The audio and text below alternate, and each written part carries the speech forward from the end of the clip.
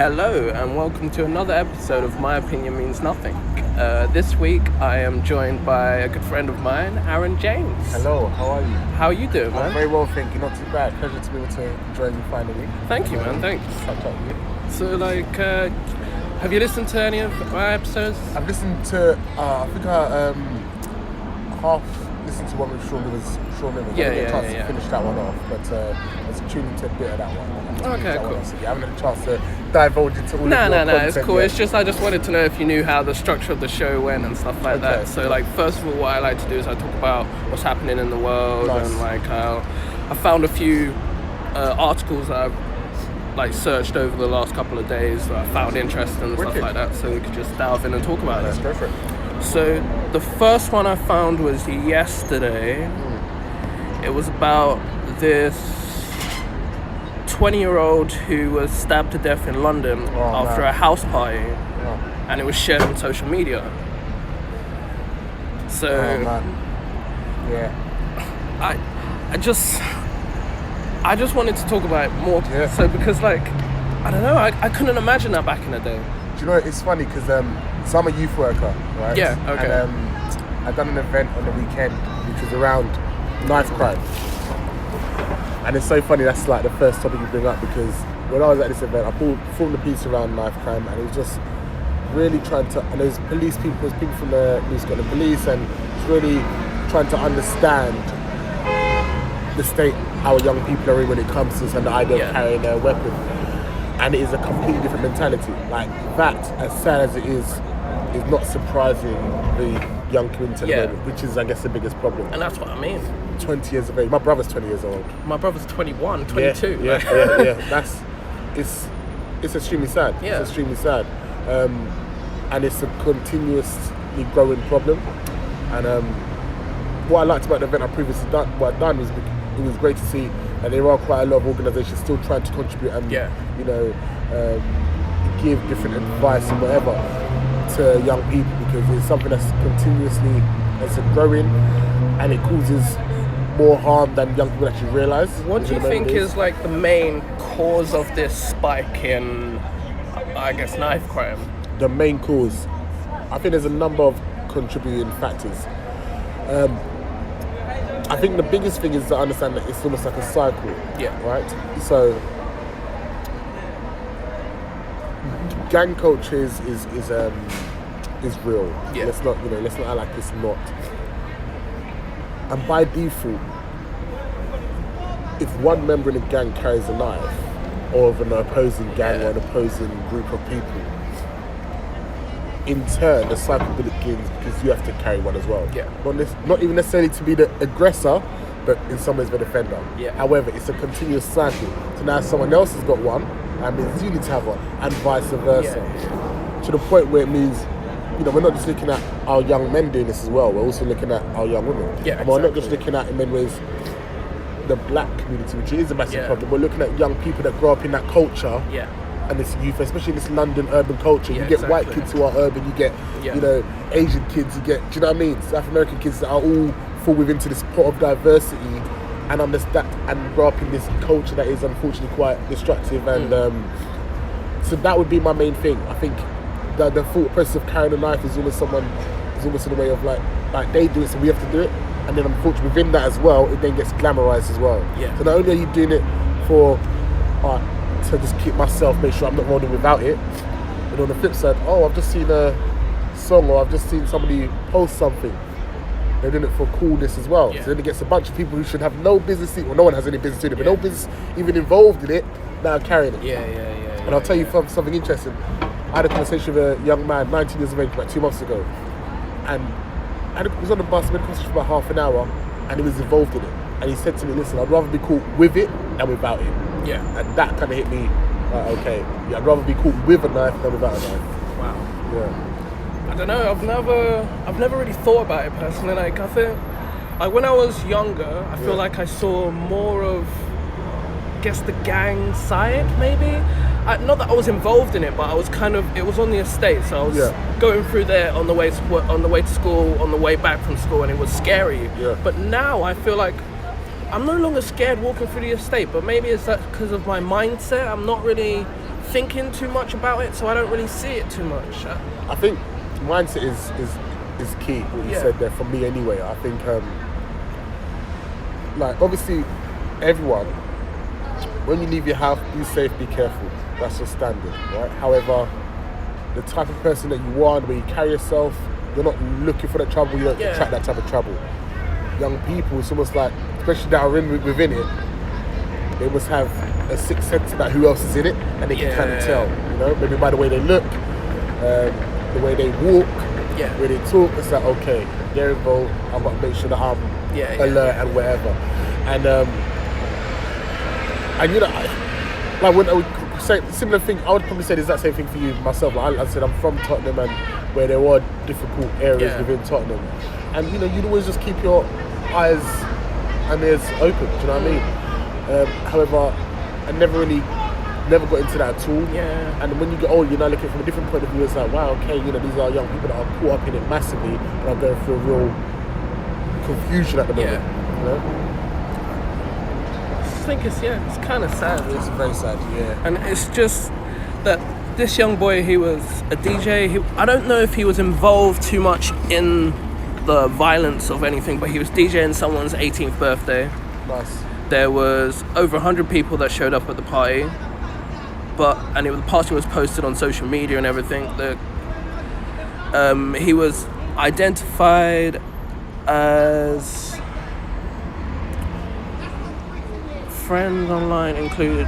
He was in friends with midfielder Timothy Fosu-Mensah. Okay, yeah. Former United player. Oh, I think he might still be a United player. But what you said is quite interesting, right? Like, he was DJing at a party. He was doing something positive. Yeah, that's what I mean. A 20-year-old. That's what I mean. Learning a creative craft. That's what I mean. Like, that's amazing. He wasn't doing on the streets, doing it at a party. He's like, you know, potentially maybe getting a little bit of money for, you know, for a 20-year-old. That's nice. You know what I'm saying? Exactly. And we don't know obviously the background of the boy or whatever, but on that you're thinking, oh, that's a shame. That's a real waste, because that's someone that's doing something constructive, doing something positive, making people smile with his talent. Yeah. And that's been taken away. Exactly. That's horrible. Yeah, it's terrible. Yeah. It's definitely a big problem that we've got in our society at the moment, and we're, you know, constantly trying to think about different ways to rectify it and change it, and yeah, it's not an easy one. I think a small and maybe huge part about it is kind of also the funding they're taking away from policing and education and all that. It's not helping, but it's also adding to the problem, because if you take away from the police that should be on the streets walking, and you're cutting that money away, then what's actually out there? Like, I think I was reading a report. I was on the podcast with Minnie last week, and I read the article, and it said the Home Office are unsure how much money left the police have.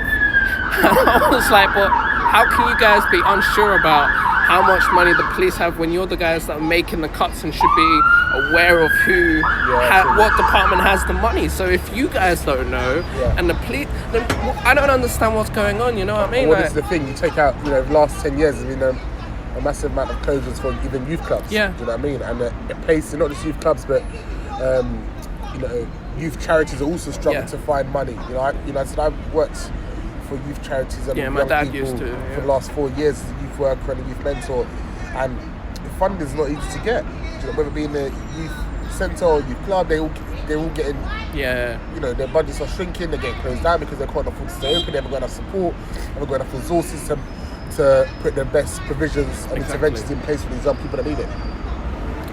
It's unfortunate. Is that down to the government that making the cuts?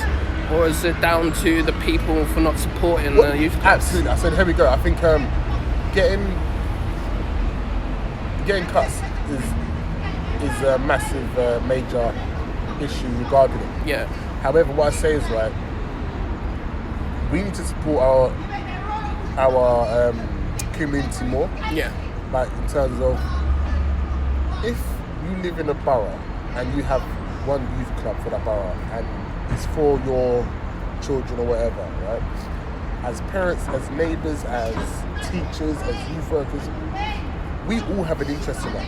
Yeah. Because those young people that go to that are eventually going to be young adults that work in the same area and society that we're currently working Yeah, out. exactly. So we need to create provisions for them to continue to develop so they can join us in this adulthood. You know what I'm saying? Yeah. And I think it's alright to blame the government, which I do agree with is a problem, but I'm more about ownership of self. Yeah, innit? Like yeah. we as a group of people take ownership of our local community. This is our community. Yeah. Like we live here type thing. Yeah, it's true. You know what I mean? We live in London. Wherever Yeah. your boroughs, wherever your areas, you live there. Yeah. So therefore you, along with other people within it, need to make just as much in your own way a contribution as any other stakeholder, any other source. Do you know what I mean? I feel like this kind of blame society that we're in it's a real bad type or phase that we're in, because we're in a phase where no one takes responsibility for anything that they do. Yeah.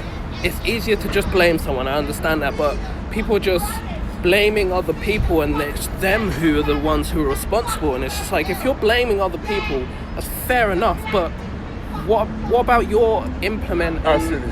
I think, look, when it comes to anything like of this nature, you've always got to look at it objectively so you can see maybe who is at fault. But however, on the flip side of that, in the same point what you said, I always try to look at what could I have done better in that situation, or what could I do to be better in that situation. You know what I mean? Like, and I think that's the mentality that we need to take moving forward. Otherwise, all we just do is blame, then we build up more resentment to the government, to the police, to this, to that, and it's exactly. like they've got their own problems that they're trying to work on as well, but we've also got our own part that we need to take care of from our side. Do you know what I mean? So yeah. What else was there? Did you hear about the bid for Sky?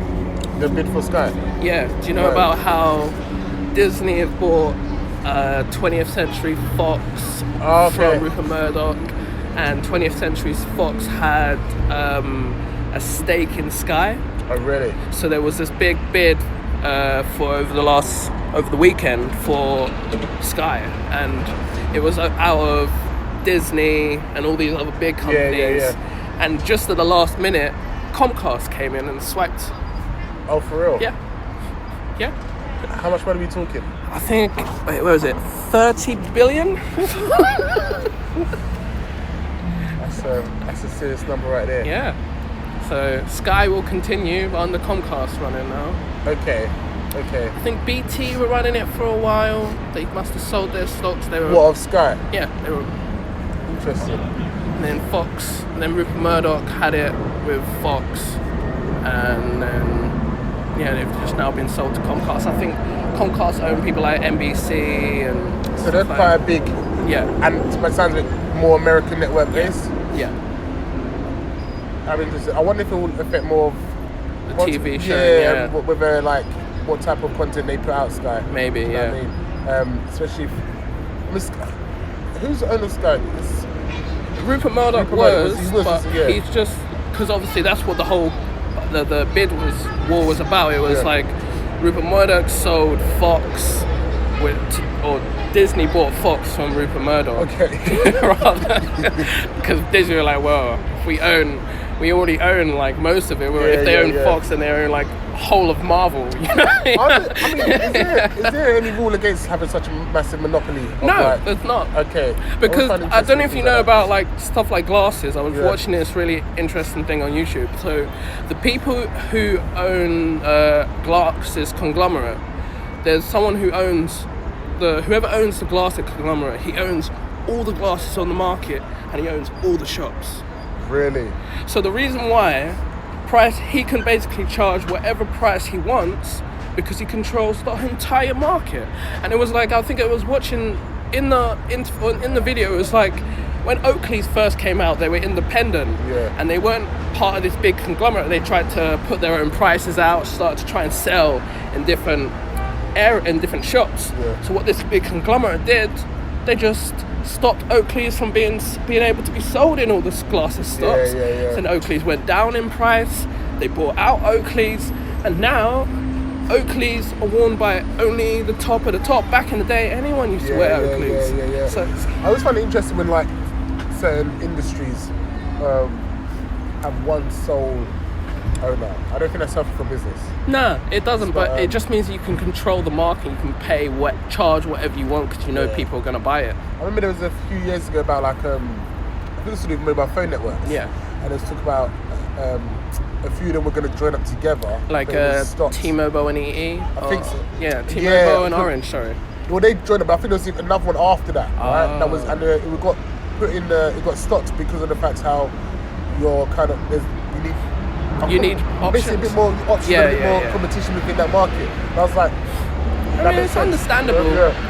For certain things. Otherwise, certain, yeah. I mean, if there was one mobile phone contract, could you imagine? That's what I'm saying. They would just charge a crazy price and you Yeah. didn't have a choice but to deal with it. Yeah. You know? That's just not okay. No, it wouldn't be okay, but it's because a lot of people don't know about glasses and stuff like Yeah, that. But yeah. Imagine that you own Specsavers and any new shop that comes out, it's just your Boy, subsidiary that's company. amazing. That's amazing. That's Like crazy. glasses, so technically all glasses should be the same price, but it's just that they know that people are willing to pay this money for a name brand, so they can charge the money for it. Oh, yeah, that's a fair point. Because then you get all these different, like, the name ones like the Calvin Kleins, the Pradas and whatever. It's like, okay. Yeah. Yeah. Stephen, what else was there? What do you think about Brexit? Oh man, that, you know, as a young person in London, right, that whole period of when it was the build up to the election Yeah. was probably the most active and engaged I've ever been in politics. And to an extent I've half continued that, probably not as strong as I should have. But I remember just being enthralled in the whole atmosphere and understanding of will we stay, will we go, and wherever. And but I voted to stay. Yeah. Right. However, you know, the majority, even if it's a small majority, voted for us to leave. I'm surprised that it's taken so long for us to.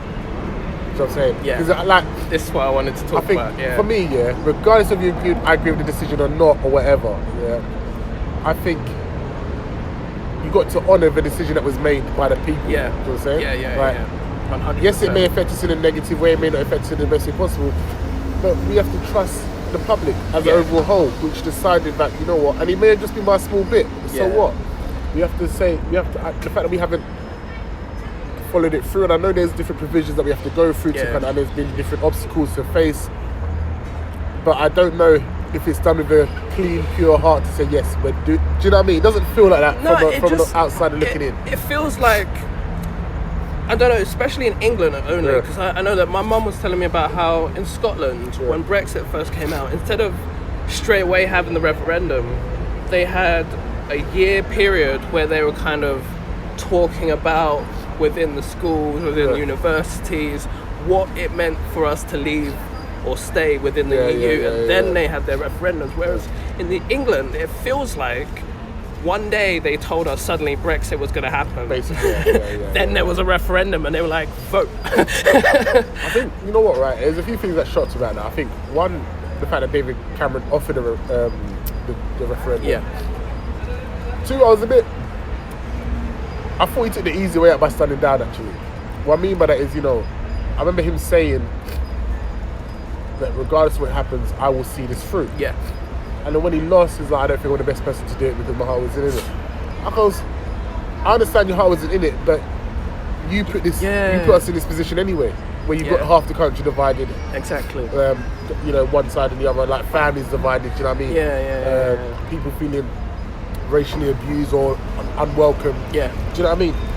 You put us in that position to an extent and created it. I think something's got to be done. I mean, I know there's been rumours of a second referendum. What do you think about that? Do you think we should have a second referendum? Because I don't, personally. As much as maybe we should, I don't think we should. So yeah, I think I don't think it'd be fair to have a second referendum. Yeah, 100%. I think that's where my heart's at. Like, I don't think it's fair to have a second referendum because we haven't done what the country's already done on the first referendum. Yeah. Right? However, I think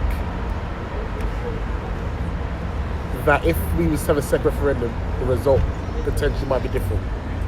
Potentially, but then if we have a second referendum for just the EU vote, Yeah. what else can we have a second Well, then referendum and second it vote sets a- about? You know, it sets a bad second precedent, doesn't precedent. it? Yeah, it It sets does. a really bad precedent. We better recall. So there's so much stuff I want to recall. Then if we're gonna have a second vote on the referendum. You know what I mean? Like, I think, well, and it's such a good point. Like the precedent sets, yeah, and I don't know, it looks so bad. Oh, we couldn't Looks follow through with the so first one, so like, you know, and it almost feels like, because it's kind of made clear that a lot of members in government didn't want to leave, right? yeah. If we call this second referendum and then we win, it's like, oh well, this is what the people want now, so we've got to stay. It's like, nah, come on, man. And listen, I voted for us to stay. Yeah? So did I, But but- however, like, I also believe in democracy and like fairness, and everyone's entitled to a vote. Yeah. Like, and I would hate for that, you know, for the return that was done to me. Do you Yeah. know what I mean? If you're told, listen, you can make a difference with your opinion, with your vote, which I believe every vote did make a difference because it was so close. And then you're told now, look, it doesn't matter now. The other reason why they want to do a second referendum is because the people who were 16 and not able to vote are now 18. So it gives them now a chance to vote on their future. But maybe But you can always say that about everyone though. You can say about the next 16-year-olds and then the next 16-year-olds. But from origin, they should just do that. I don't think the voting age should be 16 or 18. Maybe it should start at 16 because for a lot of people at 16, if you don't go on to further education, that's where you leave school. Yeah, for real. So you're now making decisions for your life as an adult in the future at that stage. So this is the thing, right? Like, I've got no problem with the age being moved to 16. yeah, However, I then, on the flip side, think more needs to be done to get young people involved in politics politics or and education understanding. about it. And I think it should happen in schools. Yes, That's where they are most of the 100%. time. Because if you ask a 16-year-old, or maybe not the average, I don't want to say an average 16-year-old Yeah. because obviously there's extremely intelligent young people, but to an extent, some of them will only have ever heard Labour and Conservative and Brexit. Those three words. Do you know what I mean? Yeah, right? it's And true. that's no discredit to them. It's just that maybe the environment they've grown up in, they've not been surrounded, they've not been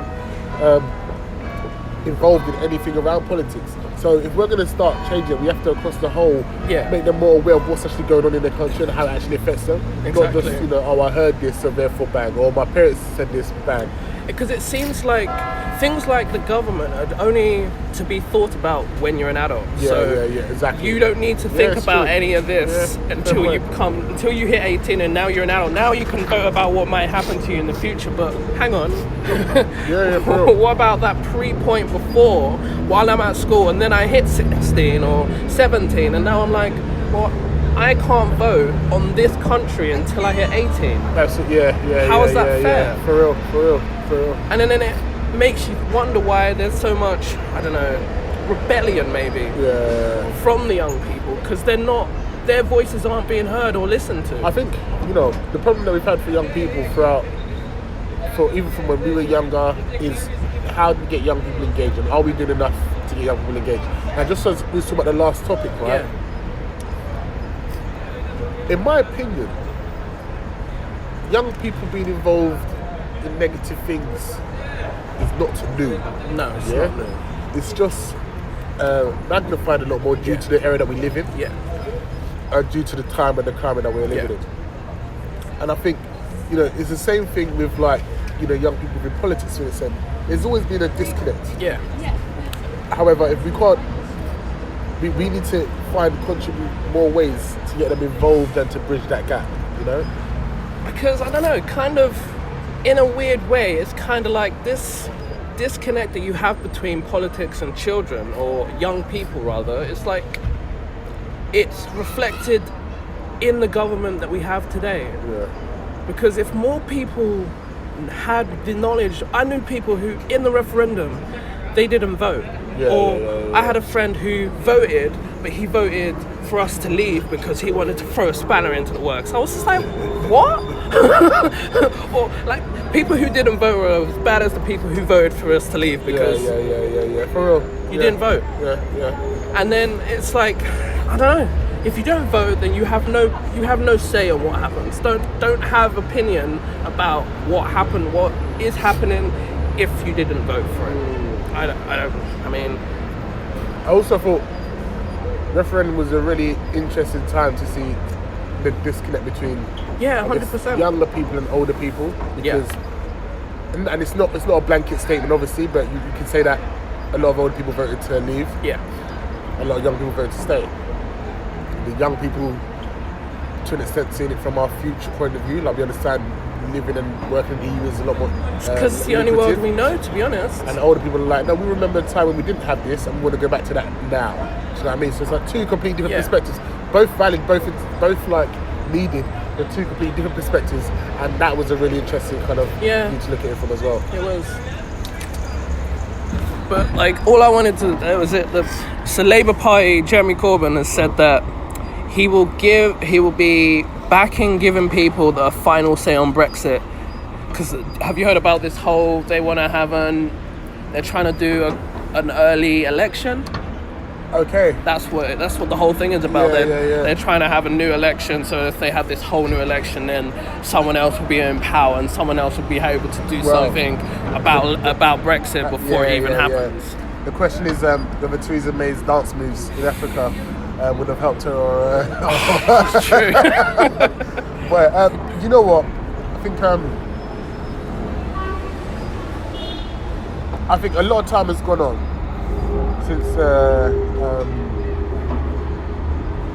since referendum, and the idea of having an election now to kind of see where we're at, see if this is what we want, is I'm not mad at that. Yeah, I know. Yeah. I mean, it's understandable, but then it just looks so bad on us, like you said, as a country, because it is. And especially right now with this whole Brexit thing, we're on a spotlight to the whole entire world. Gosh, yeah. Like, all these countries are making a no deal with us for a lot, and it's like things like this. A lot of people didn't think about how this would affect you if we actually do leave. Yeah. So all these people who voted for us to leave, but then they enjoy the niceties of the UK. Most of the things that we have that we enjoy in the UK are from other countries. Like alcohol, food, everything. And you think that by us leaving, we're going to be able to keep those things. There's things like medical companies are stockpiling medicines because they don't know how the no deal is going to affect them and how we're going to be able to get medicines from other countries. That's really interesting. You know, it's mad. Yeah. So I understand the need for another recall on a vote, but if we do, it's just going to be too much problems though. The UK is going to be mad. They're going to have one vote, and then people are going to be like, okay, cool, we've had this decision, a couple of mums are going to die down, we've had new information, let's have another vote. Yeah. It can cause a lot of problems if there's another vote, and... Or it could even happen with the election, you know. Labour have won. Let's have a recall vote because I'm not sure if we voted the right people in. Or if we voted the right people to lead us into that change. You know. Yeah. For real. It's crazy. It's absolutely mad. The next point I had was about. So you know about the new film Captain Marvel? I haven't heard of that. No, I don't know. So Captain Marvel is a female lead. That's who Captain Marvel is. But it's played by Brie Larson.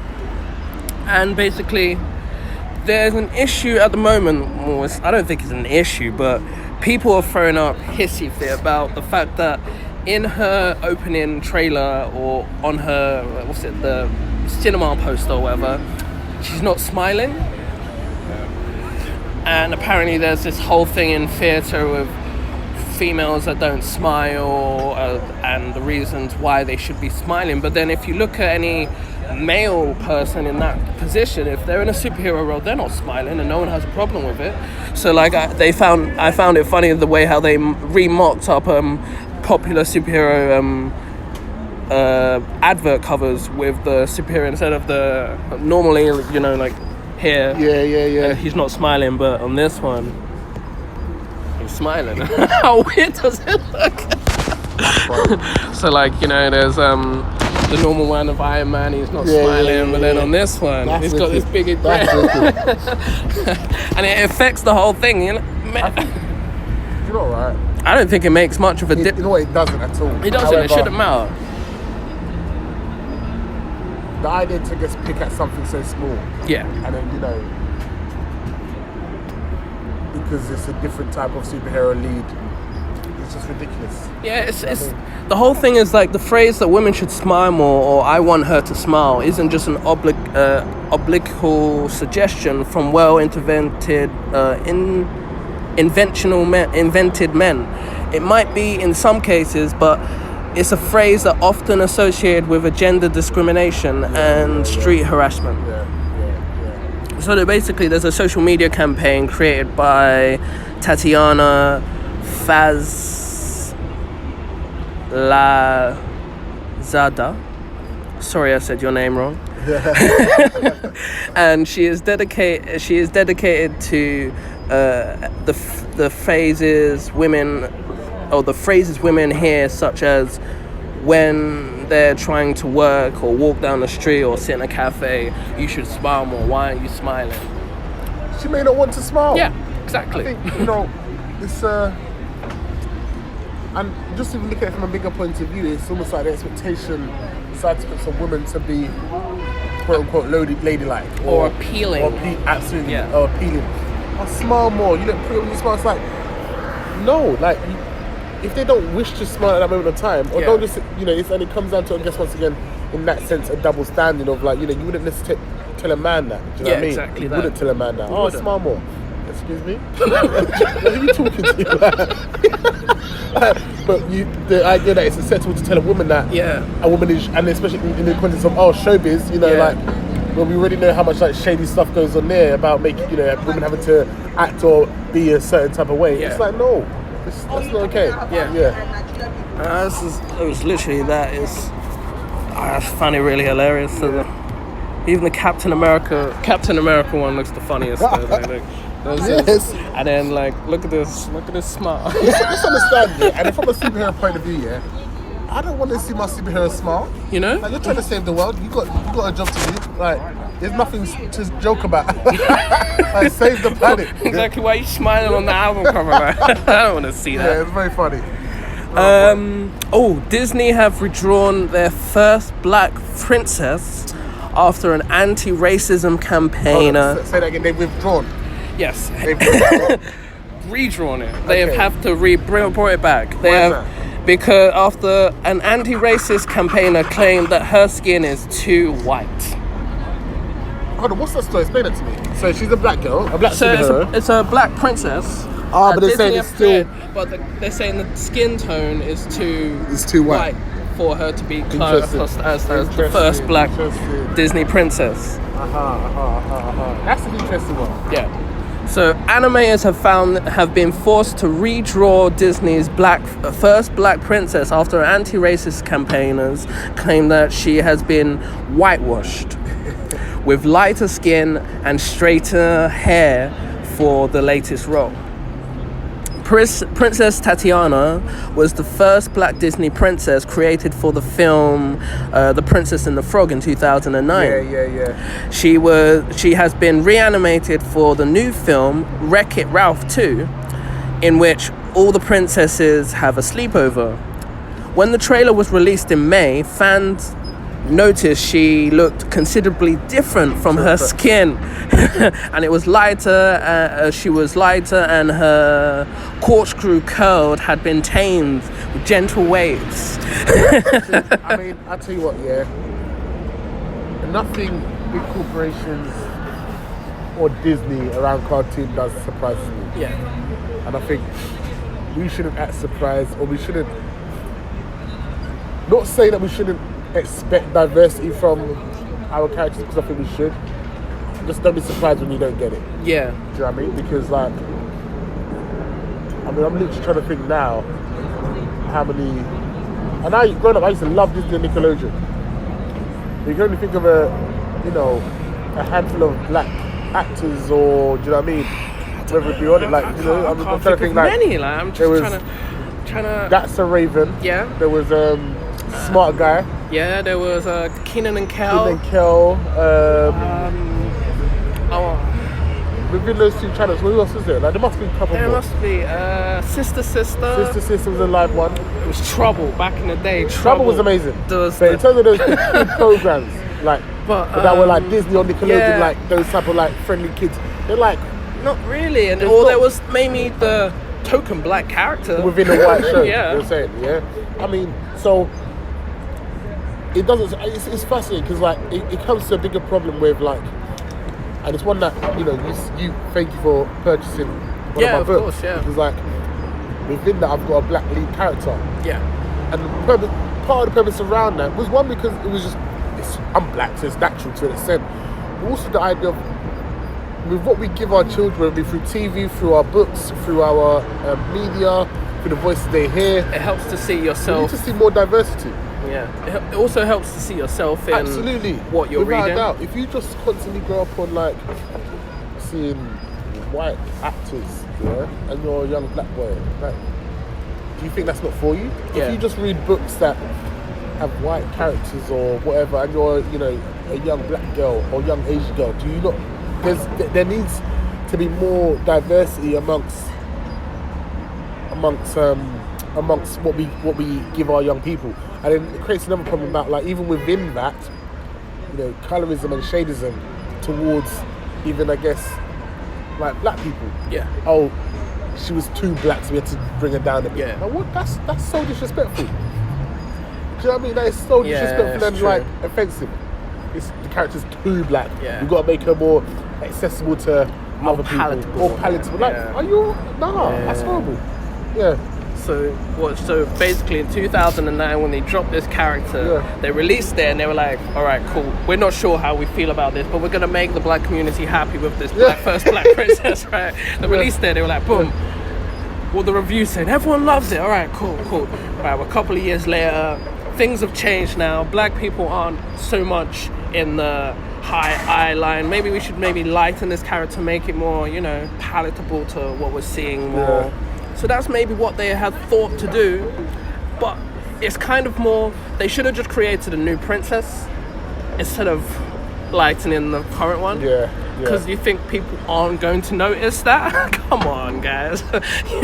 Come on. People love Disney way too much to know. Like, yeah, it's People notice the hidden subliminal messages I find in it Disney. fascinating how come like some of our big corporations, right? And it brings back to like the H&M incident. Yeah. H&M incident earlier this year. Gosh, yeah. It's like, how do you think you can do something like that, whether it be changing the Disney character or putting a young black boy in a monkey jumper? I think that's okay and Yeah. acceptable when you're a white corporation putting this little boy on stage like Yeah. here, or showcasing art Yeah. in the cartoon and saying she's your black princess. Yeah. How do you think that's okay, and how do you think that makes a lot of your viewers feel? Yeah. That makes no sense how you think you get away with that, and you've got nobody within a meeting room or saying, yeah, that's not okay, that's not It's gonna true. go down well. That's what I'm thinking. Like, how does it get through all the layers of Yeah. legal and all this, and it gets to the on screen? No one said nothing. It makes no sense to me. It's like, for example, I was watching this. There's That's a long process. Sorry to interrupt, but that's No, a no, long no, process. It go on. goes for something to make it from marketing or from the conception of the idea all the way to screen or to print. It goes for a lot of people. Yeah, of course. And no one says, I'm not sure about that. Yeah, exactly. I was watching this thing on YouTube called Good Morning Australia or something. It's some news in Australia. Yeah.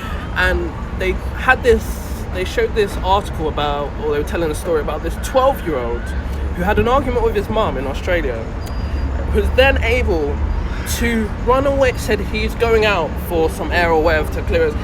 He ran away from home. He was able to get on a plane and fly from where he was in Australia to Perth, and then get another plane from Perth to Indonesia, and check into a hotel fully like Home Alone. He was able to do all this, no questions asked. He tried a couple of other airlines and they were denied him, but then he found it was able where he was self-serviced himself all the way through to another country and no one asked any questions to him. When it turned around to his parents were trying to fly to go to try and meet him in Indonesia, when they tried to fly, they were trying to get a quick flight from wherever they were to Perth, they were stopped. They were saying, no, you can't get this flight so quickly. Why'd you? So how was this 12-year-old? Yeah, for real. And the airline basically said that because it's never happened before. Yeah. So, you know, we've just like, we've never had anything in stopped or anything in check or That's scary. you know? That's actually scary.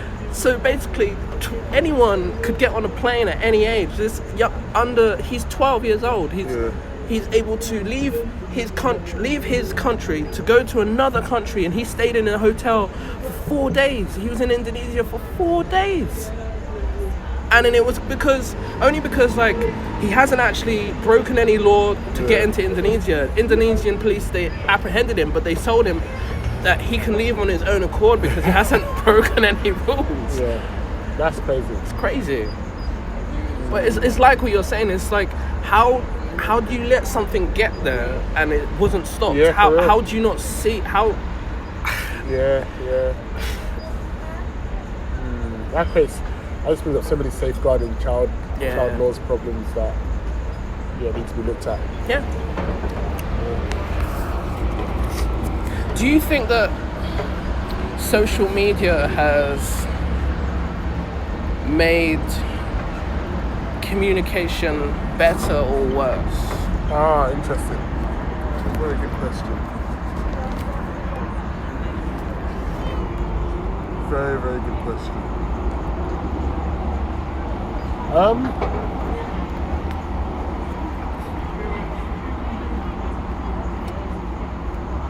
So, two ways of looking at it, right? To an extent, it makes it worse, and I'll tell you why.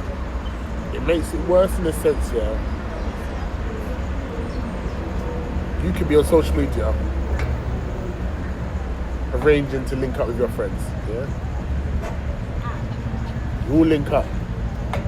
But while you're linking up, you're still on social media. It's like, the people who was on social media to meet are here with you. That's one aspect, right? And sometimes I think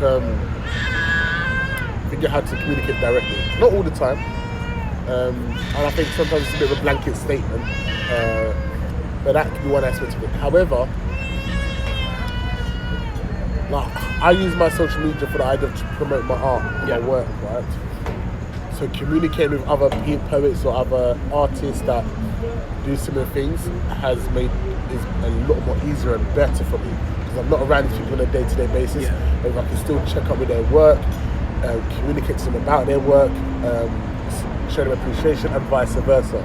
So from that point of view of connecting in that sense, it's gotten so much better. Yeah, of course. And it's like, so it's there's two sides to it. Do you know what I mean? I do think, however, we are so used to having it at the click of a finger. Yeah. It feels weird and incorrect to go too long without it. Do you know what I mean? Yeah. And that's a problem. That is a problem. But do you ever feel? Because I don't know. I feel it sometimes. Sometimes I just go on like Instagram for no reason. I'm just scrolling down, and I'm just like, why did I even go on my phone to begin with? But, for real. I found myself a couple of occasions doing that, where like, I'm not even posting anything. I already looked at it like 10 minutes ago, or less than 10 minutes ago, and I found myself looking at it again. Like, why is it open? Like, what is? Do you know what I mean? So what I've recently is I turn off my notifications. So I don't even get notifications. When I click on it, I'll check on it.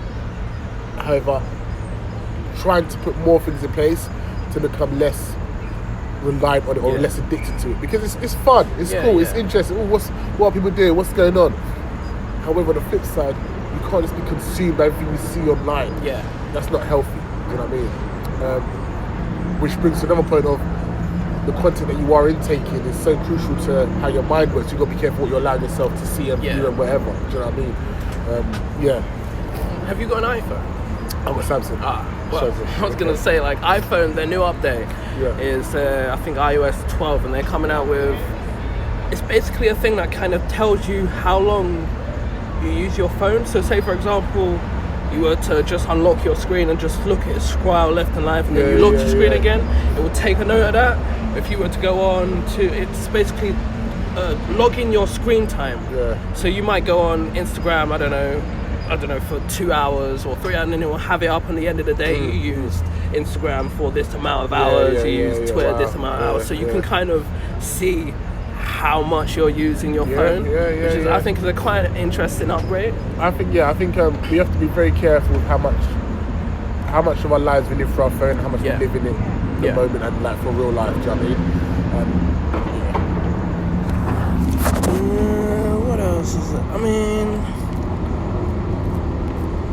I guess I usually do like a section on interesting facts and stuff like that. I haven't done this for a very long time, but I just thought I'll find some interesting information that's happening in. I wanted to do something different today. I want to try and spin this off, but I wanted to find interesting things that happened on the day of the recording of the podcast. Nice. So today, obviously being the 24th of September, I found out that in 1962, on the 24th of September, the University of Mississippi agreed to admit James Meredith as the first black student. Nice. And so I did a little bit more research. 1962. Yeah. And James Howard Meredith, he is an American civil rights movement figure. Nice. He's a writer, political advisor, and Air Force veteran. And in 1962, he became obviously the first African American student to be admitted into segregated University of Mississippi.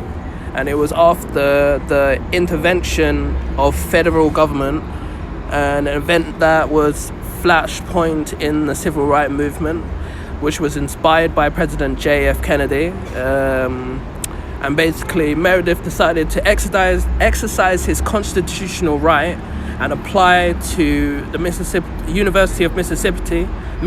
His goal was to put pressure on the Kennedy administration to enforce civil rights for African Americans.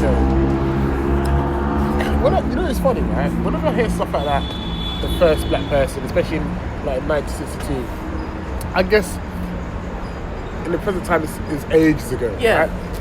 In the biggest scheme of things, It's not that long ago, you know. that is not long at all. I know. You know? like that's our grandparents' kind of like era. Like I've got one grandparent left. She would have been alive. Do you know what I'm saying? Like, Yeah. 1962. not In long. fact, my dad was born in 1958. Wow. Do you know what I'm saying? My dad was born in 1958, if I'm correct. So it's like, that is not long That's not ago. long ago. Yeah, and to think like, we were not accepted as a race, as a human being, not that long ago. Yeah. And we've come such a long way, but it also makes me think like, we still got so much more to go. Yeah. Do you know what I mean? That's mad. That's what I mean, I don't. Yeah, it's the first black, and the thing is, we're not finished with all the first black. Yeah. This or first black. It's like because we're just not. We're not at all. And it's just an interesting kind of What's that? reflection when you hear like something like that. 1840. So it's about 60 years ago. Yeah. My dad is born in It's 1958. not long at all. Like, It's less than 100 years ago. You know. It was the first black student was admitted into a segregated university in Mississippi. That's not even in England, you know. I don't know. I mean, now I guess I'm gonna do like a mini interview for you. Just certain things that. So you said that you were from Tottenham. Yeah, I was born and raised in Tottenham. Okay, did you grow up there and do school in there, secondary school, so college? I'm not living in North London now. Okay. But I was born and raised in Tottenham and lived there up until I was 25. Okay. So up until like last summer. Or last year, should I say. Went primary school in Tottenham, secondary school in Enfield, college in Hackney, then went away for 3 years to Buckinghamshire, High Wycombe for university. Cool. I was still back and forth because I worked in London, it wasn't far. So all that side of North and like 20% East London is where I've grown up my whole life. Do you know what I mean? So yeah, that's where I'm from. So is it, what inspires you to write? What inspires me to write? Or who or what inspires Well, who, you know, I asked this question recently and I remember, when I say who, I think a number of people inspire me. Two of my biggest inspirations have probably been my mum and my wife, just for different reasons, and support my creative process throughout their time.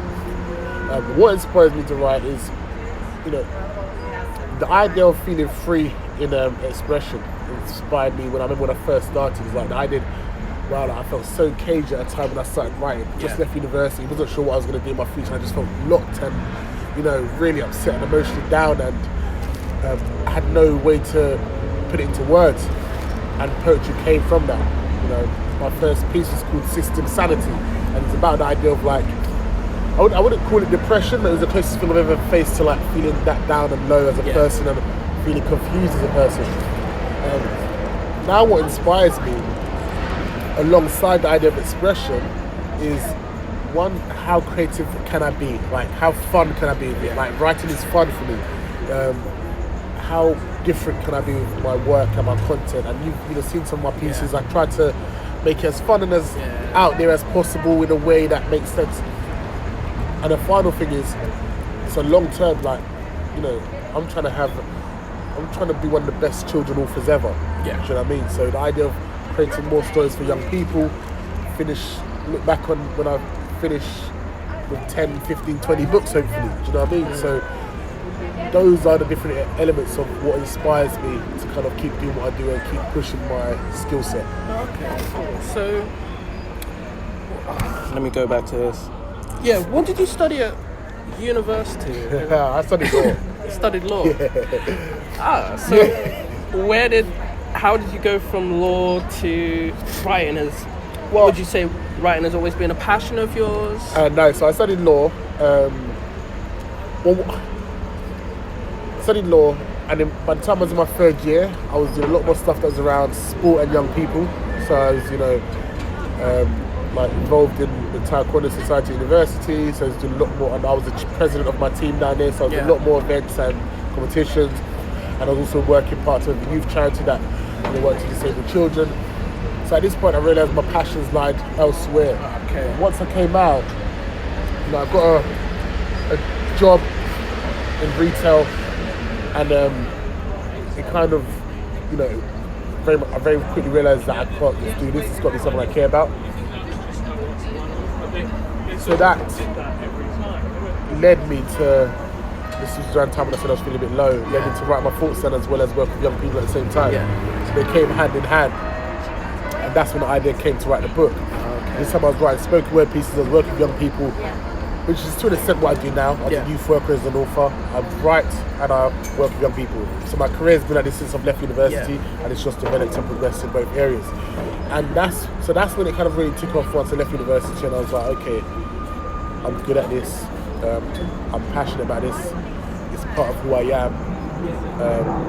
It's just taking a bit of time to unlock it, So is law something that you'll ever think you'll go back to, or maybe in a different, maybe a creative way or something? I think this is the thing. I think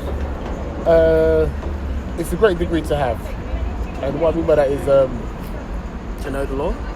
Pardon? To know the law. To know the law, but I also think because where I work with young people, at one point I want to go and work with young offenders. Yeah. So from a legal point of view, it's always good to have that side of it. Yeah. And then from a brand and a business point of view, from the author side, one day I'd love to kind of continue to create my own content, and whatever. And it's also good from a business point of view to understand, intellectual property and that side of it as well. So it's always good to have that background knowledge. Whether I go into law directly, probably not. I don't think I can just, I've got other ambitions and other passions that drive me a bit more than, at one point I thought I was going to go into it or go back into it, but it's not, there's other things I care about a bit more than that. And you saying like children's books, you want to be the best. Is it just like short story books that you want to write, or like actually fiction stories as well? I'm working on quite a few projects. Like the next probably, it depends what order I kind of try to put them out. The next couple projects are more or less finished that I'd had in plan already, which are once again similar to Dog at My Home, just rather than it being 5 pieces, it's like 10 pieces. Okay. All poetry based. But the one I'm working on now is just a fiction story. That's not poetry, just a general fiction story, but which is a unique idea that I'm working on, and that I'm just at the moment putting ideas down. So that's not one that will come out for another couple of years, but I'm just starting to put ideas down for that. Would you think of doing like plays and I don't know, TV shows? I was going to say, I would love it one movies. day. I would love all that stuff to kind of come. I think I always say, right, it wasn't necessarily about poetry. Yeah. It was about expression. Yeah. I would say God gave me the gift to express myself at times through poetry. Yeah. However, as an artist, as a creative, you want to continue to push your talents in different ways. Yeah. So, I said the book that I've just started putting ideas down for isn't a poetry book. Yeah. I mean, the next couple might be poetry based, but the one I'm working on isn't poetry based. It's just a book, a fictional children's book. In future, I may want to create something that's, as I said, plays and and other TV, write for other things. So, trying to push myself in different ways is what I want to do. However, working for young people or writing for young people and children in particular is the primary goal, because it's deeper than just, it's connected to my purpose. Yeah. Which is about getting, we spoke about Knife Hunt at the beginning, and I think if we create more and more options and opportunities for young people to express themselves and get involved in reading and writing and other creative aspects, then they hopefully will give them something else to focus on rather than gang culture and knife culture and negative things. So because it's connected to the purpose of what I see as the bigger picture and the bigger vision, that's always going to be at the heart of what I do, writing books and writing stories and going from there. And do you ever get writer's block? So it's not, I wouldn't say I never get writer's block. I think every writer goes through periods where they don't write, but that's what I do in terms of, I go through periods when I purposely don't write. Okay. Do you know what I mean? So it's almost like preempting it. If I know I've spent like, alright, one project that I'm working on, I wrote 6 poems within like 2 weeks, right? Children poems. I thought, alright, that's enough now. Do you know what I mean? Like, give it a break. Go out, do open mics, go perform, whatever. Exactly. Give that a rest. Yeah. You don't need to kind of like, otherwise you're pushing something and you haven't got any juice left in the tank. So if I know I've kind of, and some days it all comes out, do you know what I mean? But I kind of try to, I don't write every single day. I might maybe jot things down quite often. That's 100%, yeah. But I don't sit down and be like, I'm going to write this piece, because I think sometimes that can be quite, when it comes to the children's stuff as well, especially when it came to the poetry, I'm working on 2 children's poetry projects. It's about 10 stories in one, I think 8 in another. That's 18 pieces. I didn't do them all within one go. Yeah. I might do 3 now, but cool, leave that for a month, come back again. Do you know what I mean? And all while I'm doing it, I'm pushing the dog, get my homework. Yeah. So there's no rush for me to do that. I'm moving to my own deadline time. Yeah. Because otherwise, you're forcing it. It's not natural. It's not creative. It's just words on a paper that don't mean anything. Do you know what I mean? So I try to preempt that and put things in place where I'm not pushing myself or straining myself. Yeah. Yeah, I know exactly what you mean, because I don't know if you heard the Stop the Killing poem that I put on Instagram.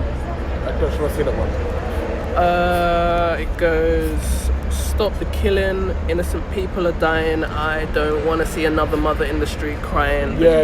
One, Yes, I've heard that. Yeah. I like that one. So like, the first half of it, Yeah. I wrote it in 2014, 2015. There we go. And then I got to the end and I was like, I tried to write another bit, and if you look in the notes for it, there's like so many paragraphs of things that I've written after, and I've read it back and I was just like, it doesn't work, It doesn't sound right. And it was only like quite recently, and I was just, everything that's going on right now, and it's just like, do you know what, I'm gonna write this. I think I was in the park and I was over here, and I overheard a conversation with this group of men. They were talking about how young people nowadays, like growing up in one-parent homes, and all this kind of has an effect on when your mother is trying to be the mother and the father. You need your father around. You can't just rely on the mother to just do both roles. Although it's been a thing that they've done for years and years,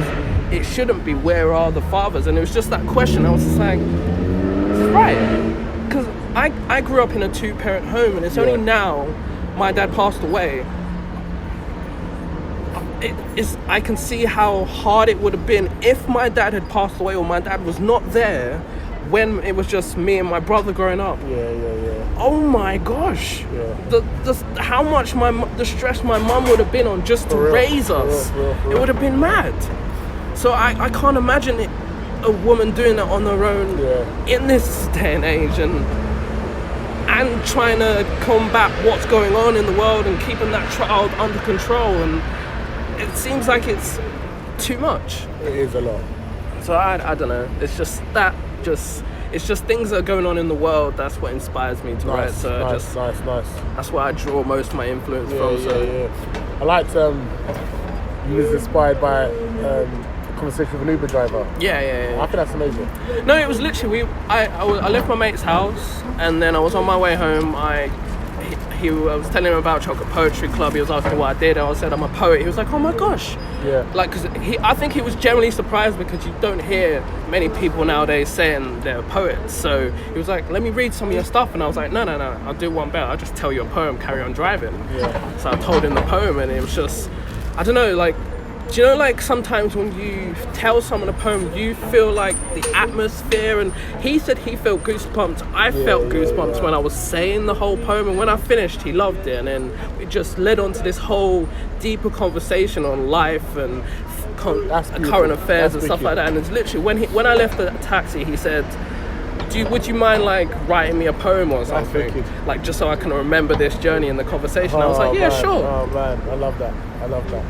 That's beautiful. That's what art does. Yeah, and I literally, when he asked me, I was like, oh my gosh, write a poem. Yeah. and then I literally got inside, had some dinner. I was like, oh my gosh, this is it. Yeah, that's wicked. I like that. Yeah. What is my... if you could visit any scene, past, present, or future, where would you go and why? Alright.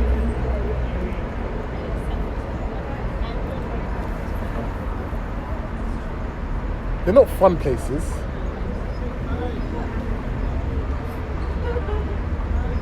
I would love to have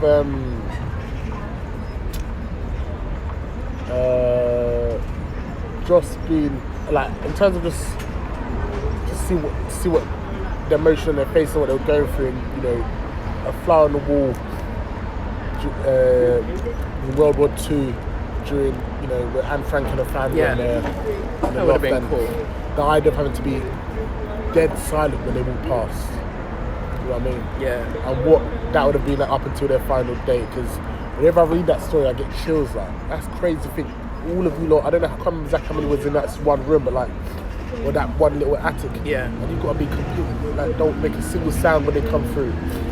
And another thing is, being from Tottenham, we had the 2011 riots not too long ago, and I remember I was there, so I was like in Tottenham when it happened, and I went off to university that same year. And I remember I was on the street when it happened. I was walking home from work, and as soon as I got home, less than half an hour, it all kicked off. And I was like, what? So I'm watching it on my TV while it's happening on my home street from where I live. And that was quite, but you know, the history behind the riots to an extent is connected to during the 1980s when a lady was, I want to say she was killed, but it resulted in a policeman's head getting chopped off in Broadwater Farm in one of our local estates. And I've watched documentaries on that and seen how that played out, and it would have been interesting to see how, like, the emotion on the people's face, because they just really felt, I'm done with the police, like, you don't do nothing for us, you don't hear for us. And this is where time where I think it would have been just before, it would have been before the Martin Lawrence situation, I believe. But there would have been, there's a lot of tension with the police, right? Yeah. I think it would, I can't remember what year Martin Lawrence was actually. I can't remember what year it is. But it would have been just before that, where there was tension with the police, and this idea of you know, the police not treating black people right, especially in their estates, in the council estate areas, is to be a fly on the wall in that situation, and also to an extent, right? And I don't condone it at all, but you could see just how angry they were to chop a man's head off. Disgusting. Yeah. That's disgusting. Do you know what I mean? That's horrible. Yeah, no. But it also tells a story of what type of emotion was around at that time. And just because I like history in that sense of like, I wonder what it'd be like just to see it physically. Yeah. Like, do you know what I mean? Same. Like to be it. Not necessarily just always like black and white, but just to see like what was you thinking through. Yeah. And I think that's why, you know, as we're poets, we like to create stories, like to create emotions, like to almost take you back and picture yourself there. Yeah. And those are a couple of images I'm like, yeah, man, I wonder what it'd be like. You know what I mean? Yeah. And my final question will be, you've answered most of my questions, what you said. So I guess it's not more, I'll change this question because I was going to ask you what made you take poetry serious, because I know that already. So I guess my final question will be, how far do you want to take your writing? I think, so I love performing, I'll say that. I love performing. Perform quite often, whether it be down these sides or wherever. Yeah. And I love that just because, as a performance poet, that side of it, I love showcasing it in a grand way or a public speaking way. However, I want, I guess, the brand Aaron James, the author, to be where the heart of my legacy lies, to an extent. Yeah. Not because I don't love performing, I love that, but I think my aim is to get more kids involved in creative writing. Right? Yeah. But that's the purpose. It doesn't stray away from that too far at all, right? And I want that name to be recognised as some of the greatest children authors in the world. Do you know what I mean? Yeah. And you know, I'm committed to the vision of putting out good content. I'm committed to my craft. I'm always working on it. I'm always, whether it be, you know, the public speaking, whether it be the performance-based ones, whether it be creating great children's stories. I'm committed to my craft and my art. This is what I care about. You know, I love it. You know, from a hobby, from a passion point of view, it's all I think about. Yeah. So, how far I can take it? Well, you know, as far as I can take it, I can't put a limit on it. Whether it be finishing my career with 10, 15 books, whether it be creating a TV show from it, whether it be creating a cartoon, creating a play, whatever. Just pushing it. That's good, man. So yeah. Thanks, man. Thank you very much for having me. Yeah, you're welcome. As we're at the end of the show, do you have anything you want to plug? Yeah, so I'm on Instagram and Twitter at Aaron James Poet. Cool. And my current debut children's poetry book called The Dog Ate My Homework is out. It's available online at most places, such as like Waterstones, Foyles, Amazon, or you could kind of get in touch with me directly, and I could send out a personalised signed copy as well. We'll have all your information on the website, and it will be on the information on this podcast as well. Fantastic, great. Thank you very much. Man. Wicked. Thanks, man. Thanks for having me. Wicked. Nice. And yeah, guys, it's the end of the show. Goodbye.